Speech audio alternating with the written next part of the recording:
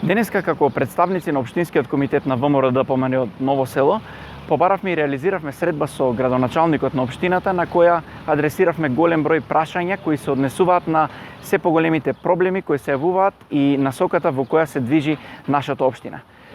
Имено апелиравме на тоа дека веќе 4-та година општинската администрација го троши и времето и парите на граѓаните непродуктивно и дека СДСМ не покажа никаков капацитет за унапредување на условите за живење.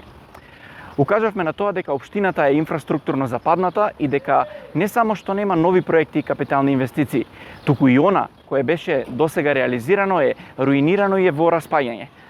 Повикавме на разум, бидејќи наместо општината да работи на остварување на ветувањата за време на изборите, се занимава со купување и продавање на службени општински возила. Наместо да донесат програми и мерки за облажување на последиците од пандемијата, СДСМ носи промени на урбанистички планови со цел овозможување користење јавни парцели за посеви на марихуана. Еве и од овде, од пред општинската зграда и јавноста, дури и да биде како маркетинг за предизбори, бараме да се реализира барем нешто од проектите ветени на граѓаните, бидејќи доаѓа време на сериозен отпор, а за среќа локалните избори ќе дојдат бргу. А тоа значи доаѓање на ново време, на нови луѓе кои се необременети, енергични и способни и кои што можат да погледнат во лицето на правдата, но и да побараат правда. Ви благодарам.